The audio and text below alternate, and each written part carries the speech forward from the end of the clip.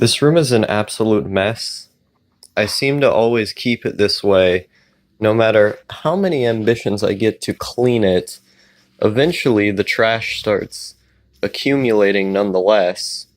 I've had to stay awake for exorbitant amounts of time for about the last week because I've been trying to make it to where I stay awake only at the daytime instead of always at night.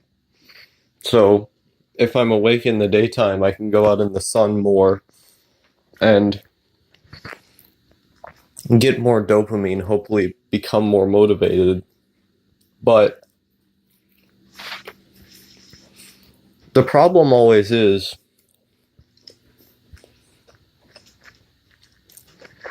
my brain seems to always want to be awake at night, where I'll change my sleep schedule and then I'll end up falling asleep at some random part of the day, and then I won't be able to go to sleep at the time I went to the night before, and thus I end up being awake at night again. I fall asleep entirely by accident. It doesn't matter if I got 12 hours of sleep that night. I'm gonna go to sleep on accident again, and then my entire sleep schedule is gonna be out of whack. Thus, the cycle repeats of me staying awake longer than I should to fix my sleep schedule again. And I really hate that I have to do this because I know ultimately it's for a good cause, but at some points, I would rather just sleep at any time and just not worry about it. Wake up to experience the daily pleasures that I have before me without much concern for routine or schedule. But I always know that that kind of thought in time leads to passivity and, getting nothing done. So again, I get on the racehorse of trying to change my sleep cycle, and again, I get burned. But I know that one of these days I'm going to get it right. It's just that I have to make sure that I don't fall asleep in the daytime randomly. Maybe being more active would help with that.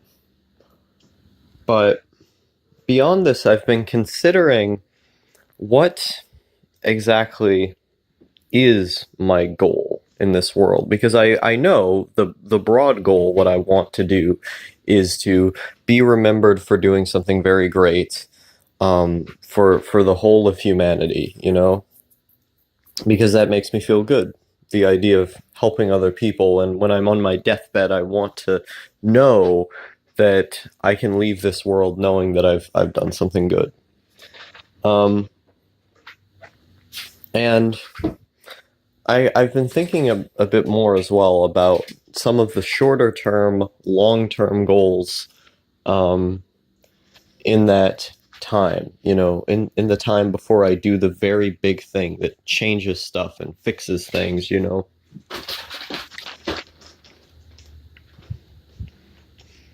And what I think it's going to come down to is, am I willing to put in my 10,000 hours within any skill that leads to the ultimate bigger goal?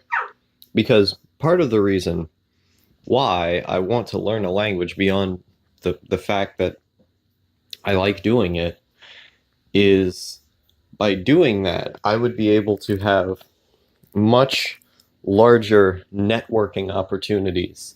I would be able to communicate with millions more people around the world than I used to. In November, I'm being sent to a French immersion school. It's an intensive program in which you are only allowed to speak, read, write in French.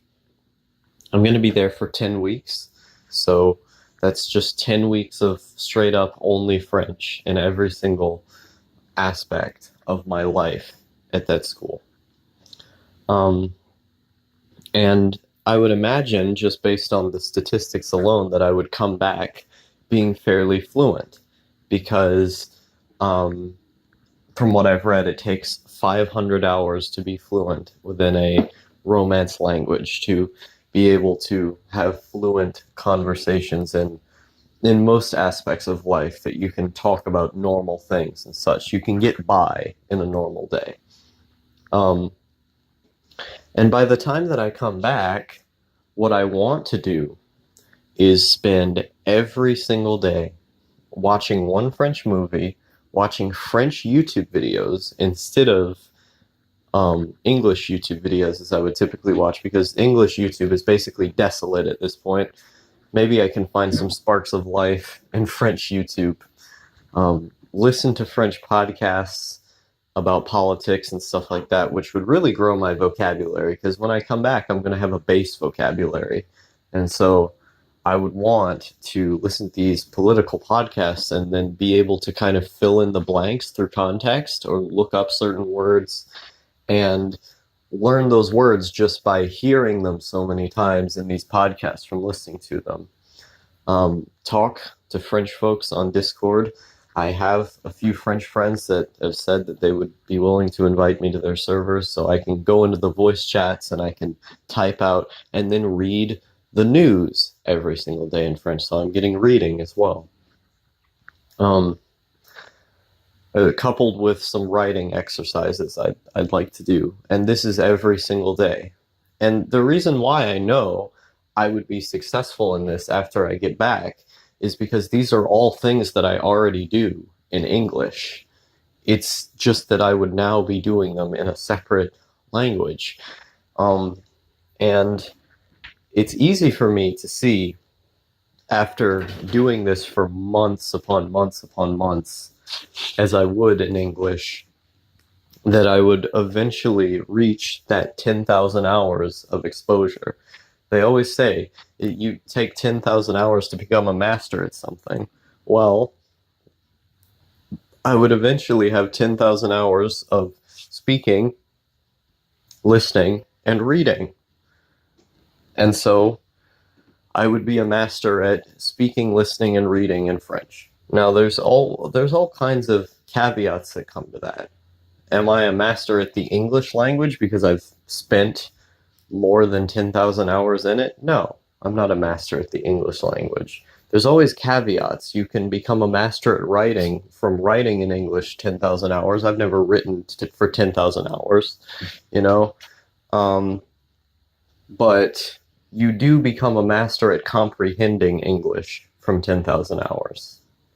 And I would say that I can comprehend almost everything that everything that I hear in English, you know.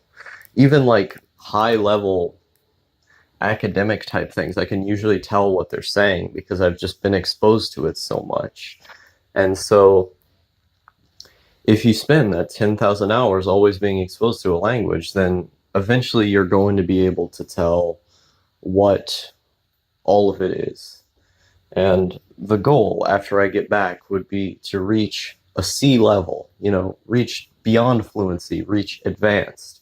Because when I come back, I would be fairly fluent. But I would want to get to that advanced peak, you know.